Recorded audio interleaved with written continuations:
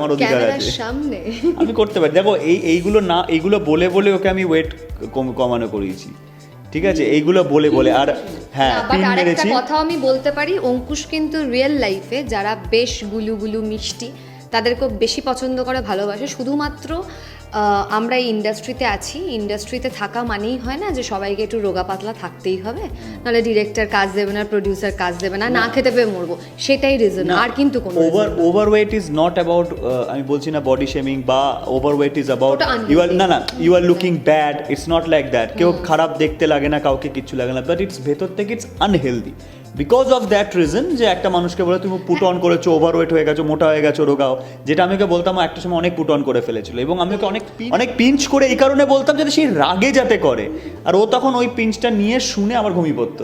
তো আস্তে আস্তে আস্তে আস্তে জেগেছে যখন ব্যাপারটা, তখন যখন জেগেছে, তখন যখন জিম করতো, মানে আমিও পারতাম না ওর সাথে তাল মিলিয়ে করতে। আমার সাথে কোনো ছেলেরাই খুব একটা জিমে পেরে ওঠে না, মানে ট্রেনার্স বাদ দিচ্ছি, বাট হ্যাঁ মানে যারা আমার আশেপাশে জিম করে তারা সবাই বলে যে বাবা কী করে সম্ভব এরকম, দিনে দুবেলা করি, এখন একবেলা করি, আগে দিনে দুবেলা করতাম। অঙ্কুশদার ড্রিম গার্ল এখন হয়ে উঠেছে জিম গার্ল। তবে এবার এখানে জিনিস বল, এটা আমার খুব ভালো লাগবে যে একটা, মানে তুমি একবার আমাকে ইমাজিন করো যে আমি একটা ভ্যানিলা ফ্লেভারের আইসক্রিম, তোমরা প্রচুর পাহাড়ে যাও এবং বরফের জায়গাতে প্রচুর যাও, হ্যাঁ হ্যাঁ খুব খুব। তাহলে এটা হতেই পারে। তবে একটা জিনিস বললে, এই আজকে ভ্যালেন্টাইন্স ডের দিন, তার মধ্যে অঙ্কুশদার জন্মদিন, কার বেশি দায়িত্ব পড়ে বলো তো? মানে এটা খুব ট্রিকি একটা জায়গা, যে জন্মদিনে ওকেও তো আমাকে কিছু দিতে হবে, ভ্যালেন্টাইন্স ডের দিন আবার অনেক ছেলেরা বেশি চাপ নেয় অনেক ক্ষেত্রে, তো গিফট মানে ভ্যালেন্টাইন্স ডে কোনো চাপ ওর নেই। ও ইনফ্যাক্ট আর ইন্টারভিউতে বলেও ছিল যে ভ্যালেন্টাইন্স ডেতে কি একটা গিফট, রোজ ডেতে রোজ ডে, টেডি ডেতে টেডি ডে, আর চিলড্রেন্স ডেতে চিলড্রেন্স ডেতে চিলড্রেন, আমাকে এটাই বলেছে যে ভ্যালেন্টাইন্স ডেতে যদি আমায় গিফট দিতেই হয়, তাহলে তো চিলড্রেন্স ডে তো মানে বুঝতেই পারছো আর কি।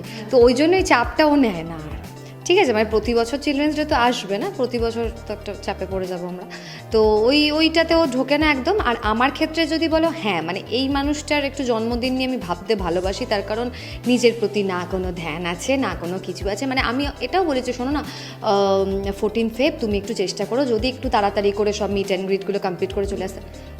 হ্যাঁ কেন, কি ভ্যালেন্টাইন্স ডে পালন করবি? ভ্যালেন্টাইন্স ডে বলিনি, ওটা তো তুমি করেই আসছো, মানে যদি একটু রাত্রিটা দাও তাহলে একটু জন্মদিনটা, ও জন্মদিনটা না, ও বাবা সবাই আসবে, হ্যাঁ বা মানে ওর হচ্ছে এই। তো আমি সত্যিই বলছি, আমি হেডেকটা নিতে ভালোবাসি, কারণ নিজের জন্য ভাবে না একদম, আমার ওটা খুব ভালো লাগে। কি প্ল্যান করেছো মোটামুটি, যেগুলো বলা যায় সারপ্রাইজ এলিমেন্টগুলো? না এবছর আর কিছু সারপ্রাইজ আমি রাখতে পারিনি, কারণ এবছর আমার নিজেরও একটা সিরিজ লঞ্চ আছে 24 ফেব্রুয়ারি জি5-এ, শ্বেতকালী। তো সেটার আমাদের প্রমোশনস চলছে অলরেডি, তার সাথে সাথে আমাদের লাভ ম্যারেজ নিয়েও শুরু হয়ে গেছে। তো ও নিজেও জানে, আর ও এটাও জানে যে আমি যদি এবছর মানে কাজ নষ্ট করে প্ল্যান করি তো বিশাল গালাগাল করবে, ওরকমই। তো এই বছর ওইভাবে কিছু প্ল্যানিং নেই, তবে হ্যাঁ মানে আমাদের যাদেরকে ছাড়া চলে না, আমাদের একটা গ্রুপ আছে, তারা অলওয়েজ আমাদের পাশে আছে। তো রাত্রিরে অঙ্কুশকে বলেই রেখেছি যে রাত্রিটা আর কোনো কাজ রেখো না, মানে 9টা-10টার পর আর কিছু রেখো না, আমরা ধরো কোনো ডিনারে গেলাম বা কিছু, মানে এবছরটা এটাই হালকা সিম্পল।